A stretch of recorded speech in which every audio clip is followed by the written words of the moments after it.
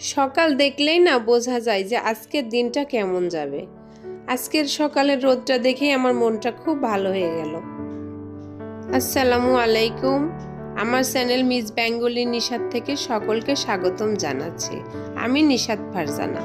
আলহামদুলিল্লাহ আমি ভালো আছি, আশা করছি আপনারাও ভালো আছেন। প্রায় দিনই আমি এই রাস্তাটা দিয়ে হেঁটে যাই। মেয়েকে রিক্সা করে নিয়ে আসি স্কুলে এবং যাওয়ার সময় আমি কি করি, হাঁটতে হাঁটতে বাসায় যাই। রাস্তাটা দিয়ে হাঁটতে যাই আর প্রতিদিনই মনে হয় শিমুল গাছটা দেখতে অনেক সুন্দর, তাই সেই ছবিটা নিয়ে নিলাম। আর এই তো বাসায় এসে নাস্তা শেষ করে আমি আমার রুমগুলো একটু পরিষ্কার করে নেব। আমি প্রতিদিনই পরিষ্কার করি। কোথা থেকে যে এই ডাস্টগুলো আসে, আসলে আমার বাসাটা একদম মেন রাস্তার সাথেই, খুব ধুলাবালি জন্ম নেয়। এত ধুলাবালি আমি প্রতিদিন পরিষ্কার করি, প্রতিদিনই ধুলাবালি হয়। যেহেতু আমার অনেক অ্যালার্জির প্রবলেম, এই ধুলাবালিতে আমার অনেক সমস্যা হয়। এই যে কিছুদিন আগে বলতে কি, এটা অনেক আগে চুড়ি, প্রায় 8 বছর আমি এই চুড়িগুলো রেখে দিয়েছি। বেশ পছন্দের জিনিস আমার। মাঝের মধ্যে এই চুড়িগুলো পরি, সেগুলো আপনাদের দেখাচ্ছি। অবশ্য আমি জানি না আপনাদের খারাপ লাগবে কিনা, তবে আমি গুছিয়ে কাজ করতেই পছন্দ করি। এই যে প্রতিদিনের কাপড় চোপড়গুলো আমি প্রতিদিন ভাঁজ করে ফেলি। আমি যদি মনে করি রুমের মধ্যে আজকে রেখে দেব, কালকে করব, এগুলো অনেক কাপড় হয়ে যায়, তখন আর নিজেরও খারাপ লাগে যে রুমটা খুব এলোমেলো লাগছে। এই আজ করব কাল করব এরকম করি না, প্রতিদিনের কাজটা প্রতিদিন গুছিয়ে গুছিয়ে করি। যেমন প্রতিদিন আমি এই র্যাকগুলা, মনে করেন আমার ফার্নিচারগুলো আমি ওয়াশ করে ফেলি। খাবারের পরে অনেকগুলা থালাবাটি হয়, সেগুলো আমি সব সময়ের জন্যই খাবার শেষ করার সাথে সাথে এগুলো আমি ধুয়ে ফেলি। নাইলে জমে থাকলে মনে করেন খারাপ লাগে, সব সময় বাড়তি একটা কাজ হয়ে যায়। এই বাড়তি কাজটা না আমার একদমই ভালো লাগে না। এই যে বাজার করে নিয়ে এসছে, এই বাজারগুলো আমি যেগুলো রান্না করব সেগুলাই বাহিরে রাখবো, বাদ বাকিগুলো আমি ঠিক ফ্রিজে রেখে দেব। আজকে দুপুরে রান্নার জন্য দেশি মুরগি নিয়েছি, একটু বড় বড় সাইজ করে নিয়েছি, যেহেতু আমি এটা রোস্ট বানাবো। লবণ দিয়ে লেবু দিয়ে এটা আমি মাখিয়ে রেখে দেবো 10 থেকে 15 মিনিট। 10 থেকে 15 মিনিট হওয়ার পরে কড়াইয়ে তেল গরম করে নিয়েছি। পেঁয়াজগুলো একটু ভেজে নেব, যেহেতু বেরেস্তা লাল লাল করে ভাজতে হয়। বেরেস্তাগুলো ভাজার পরে আমি উঠিয়ে নেব। পেঁয়াজ ভাজা ওঠানোর পরে ওই কড়াইটাতেই আমি আবার মুরগিটা ভেজে নেব। যেহেতু কড়াইটা গরম হয়ে আছে, গরম কড়াইয়ে মুরগি ভাজলে আর লেগে যাবে না। মুরগিটা আমি 2 পাশই ভেজে নেব, বেশি ভাজবো না। বেশি ভাজলে কি হয়, রোস্টটা ড্রাই হয়ে যাবে। 2 পাশই ভেজে নেব একটু লাল লাল করে, ব্রাউন কালার মতো করে। এমনিতেই দেশি মুরগি একটু শক্ত হয়, আরও বেশি ভাজলে আরও শক্ত শক্ত হয়ে যাবে। এই জন্য অল্প ভেজে আমি এটা উঠিয়ে নেব। আমার ভিডিওগুলো দেখে না আমি বিশ্বাসই করতে পারিনি যে এত সুন্দর করে আপুরা আমার কমেন্ট লিখবে। আপুদের কমেন্টগুলো পেয়ে আমি খুব খুশি হয়েছি।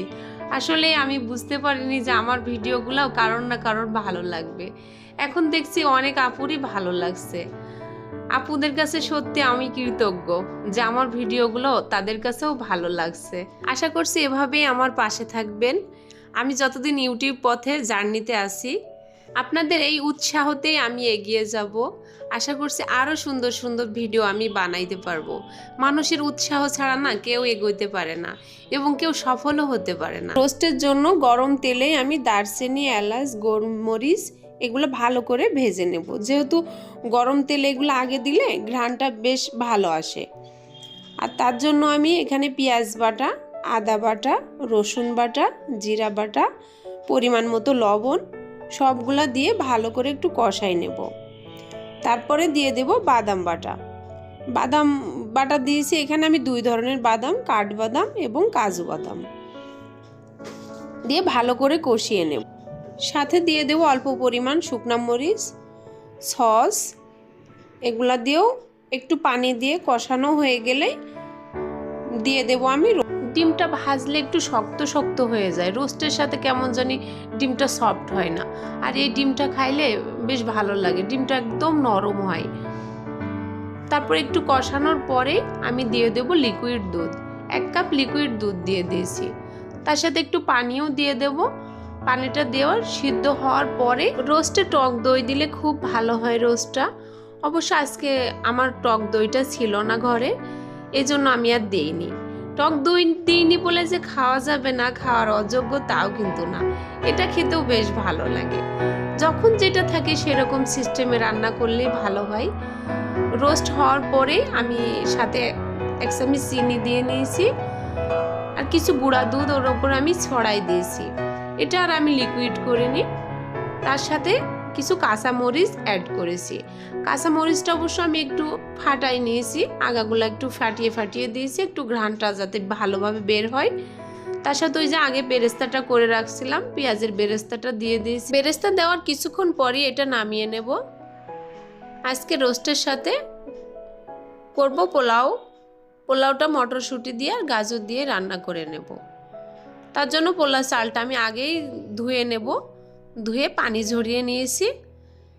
তারপরে কড়াইয়ে তেল দিয়ে এটা আমি ভালো করে ভেজে নেব। তার জন্য একটু মটরশুঁটিগুলো তেলের উপরে দিয়ে নেব। নেওয়ার পরে আমি গাজরটা তেলে ভাজবো না, পোলাও চালটা ভাজার 2-1 মিনিটের মধ্যেই আমি গাজরটা দিয়ে দেব।